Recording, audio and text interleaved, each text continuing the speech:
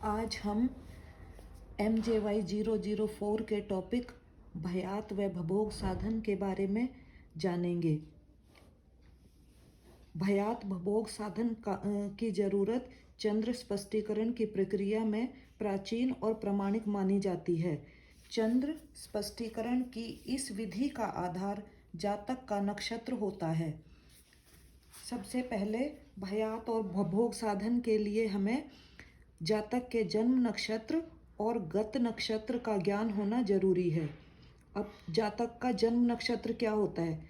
जातक का जन्म जिस नक्षत्र में होता है वह जन्म नक्षत्र तथा ठीक उससे पीछे वाला नक्षत्र गत नक्षत्र कहलाता है। पंचांग में जो नक्षत्र दिए गए होते हैं वो चंद्रमा के नक्षत्र होते हैं और चंद्रमा उस नक्षत्र में जितने घटी पल तक रहता है उसी को दिखाते हैं। जातक के गत नक्षत्र और जन्म नक्षत्र का हमें पता कैसे चलता है?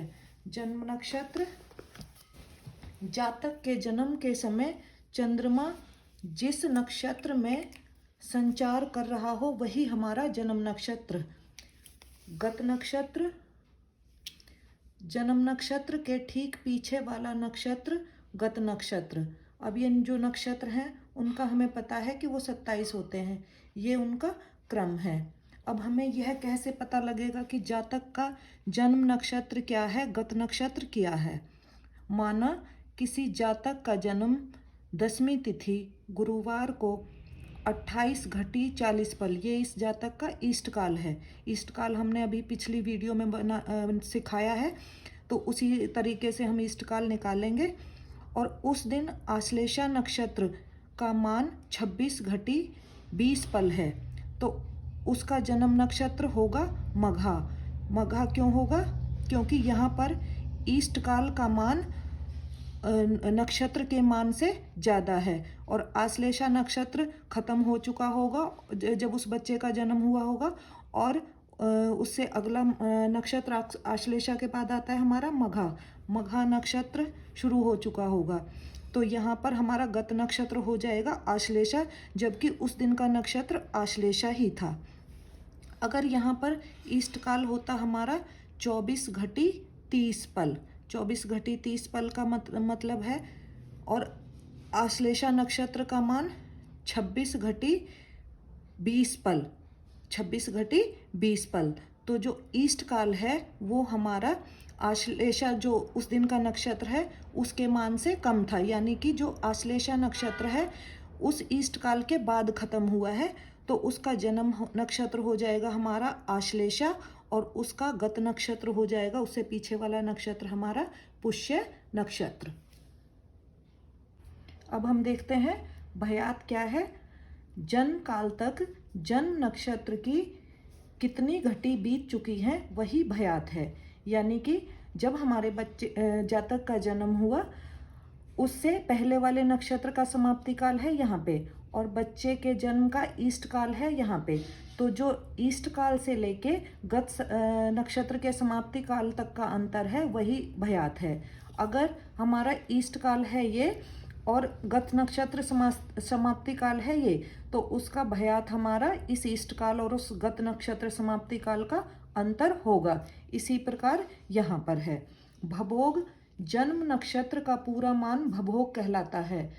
भा का मतलब नक्षत्र और भो का मतलब भोग, तो भभोग से हुआ उस नक्षत्र का पूरा मान। और इसी प्रकार भा से हुआ हमारा नक्षत्र, यात का मतलब हुआ कि बीता हुआ, यानी जन्म काल से जन्म नक्षत्र तक कितनी घटी बीत चुकी है। अब यहाँ भी इसी प्रकार ये है हमारा गत नक्षत्र का समाप्ति काल और ये है हमारा जन्म नक्षत्र का समाप्ति काल, तो ये हो जाएगा हमारा जन्म नक्षत्र का पूरा मान, तो यही हमारा भभोग है। अगर इसके बाद हमारा जन्म नक्षत्र का समाप्ति काल बाद में होता तो वो उन दोनों का अंतर हमारा भभोग हो जाता। भयात साधक सूत्र, अगर ईस्ट काल का मान उस तिथि के नक्षत्र मान से कम है, ईस्ट काल का मान उस तिथि के नक्षत्र मान से कम है, तो भयात होता है हमारा 60 माइनस गत नक्षत्र मान प्लस ईस्ट काल।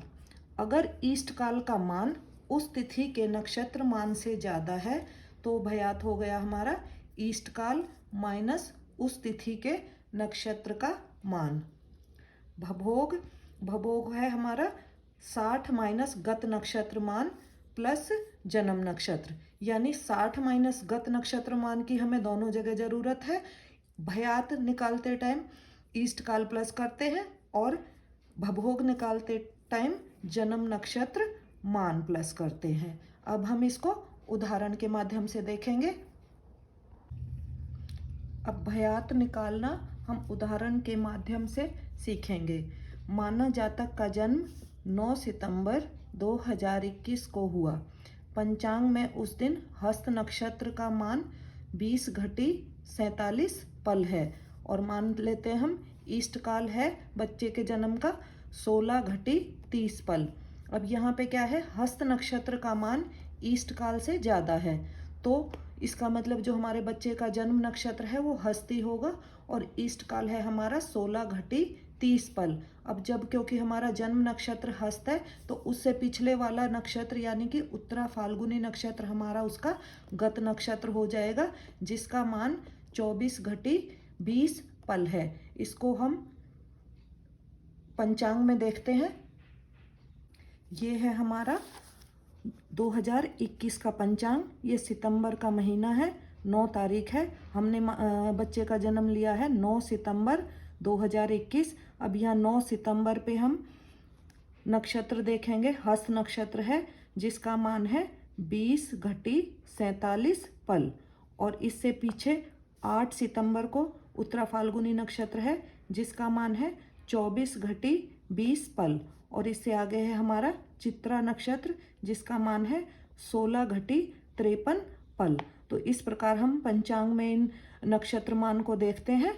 अब हम इसको आगे एग्जाम्पल में आगे कंटिन्यू करेंगे।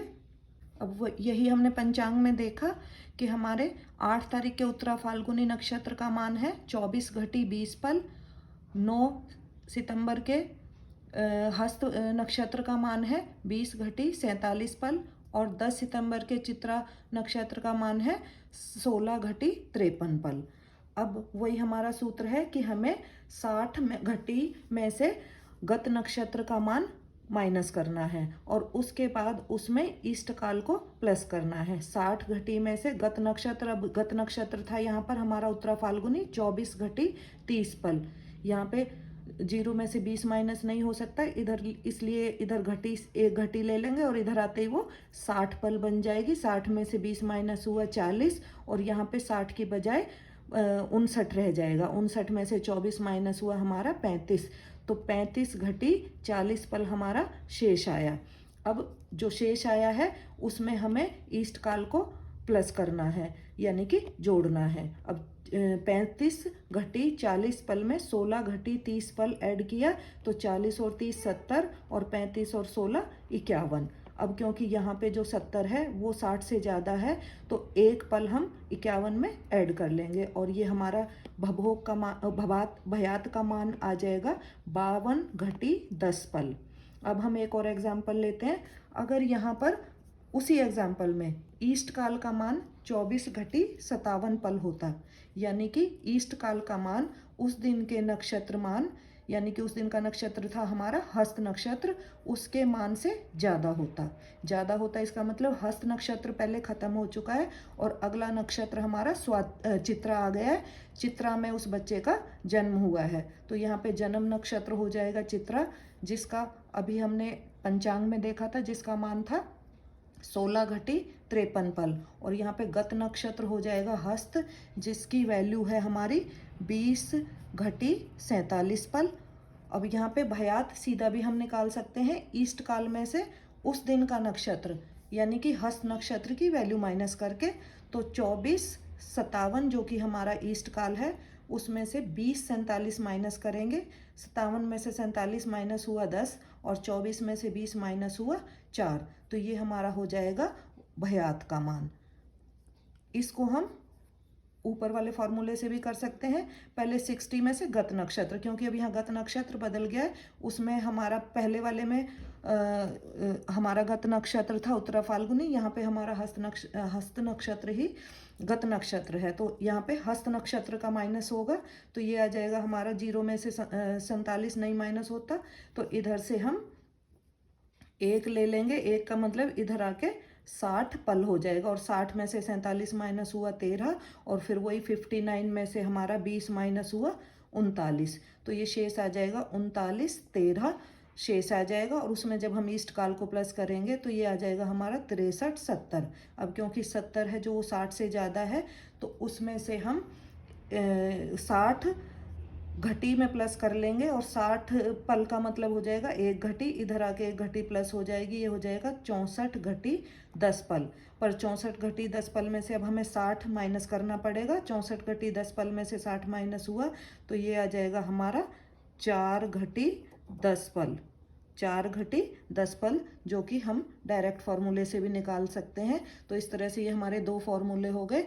अगर हमारा जो ईस्ट काल का मान है नक्षत्र मान से ज़्यादा है, तो सीधा ईस्ट काल में से नक्षत्र का मान घटा दो उस दिन के नक्षत्र का मान, तो सीधा हमारा भयात आ जाता है। अब है हमारा भभोग।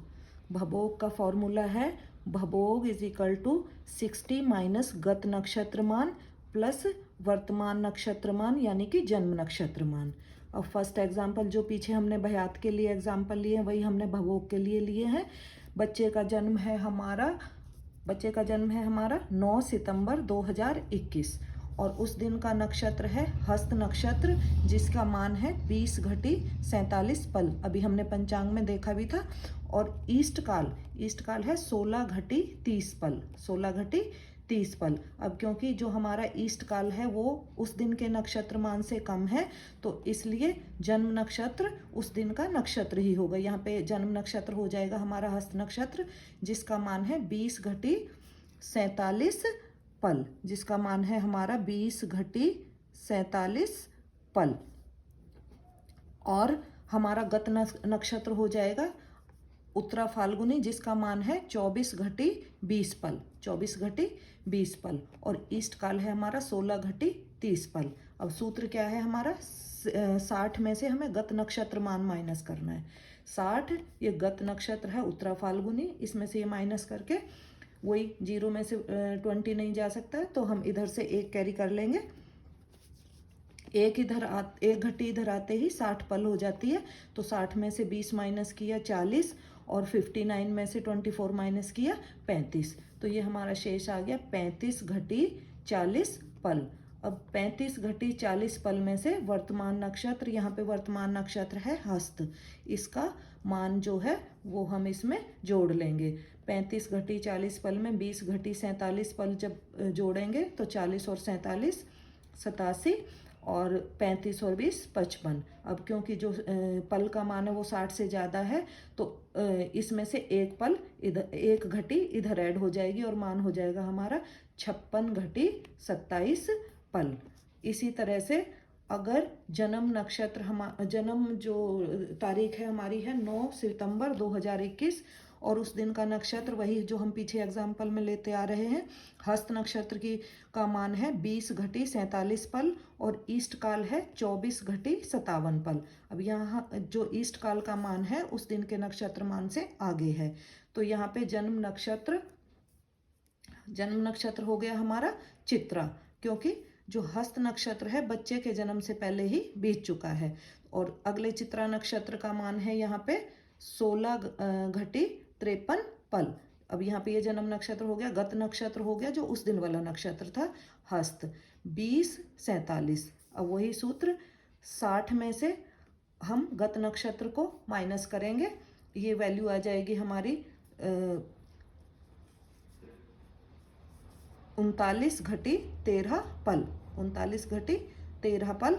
और 39 घटी 13 पल में से हम 39 घटी 13 पल में वर्तमान जो जन्म नक्षत्र है उसकी वैल्यू प्लस करेंगे। 3 और 3 6, और 5 और 1 6, 9 6 15, 1 55 घटी 66 पल। अब यहाँ पे वही 66 पल जो है वो 60 से ज़्यादा है, तो यहाँ से हम 60 पल यानी कि 1 घटी इधर ऐड कर देंगे तो वैल्यू आ जाएगी हमारी 56 घटी 6 पल।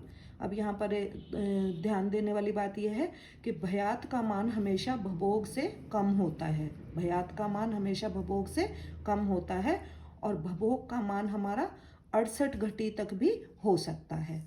धन्यवाद।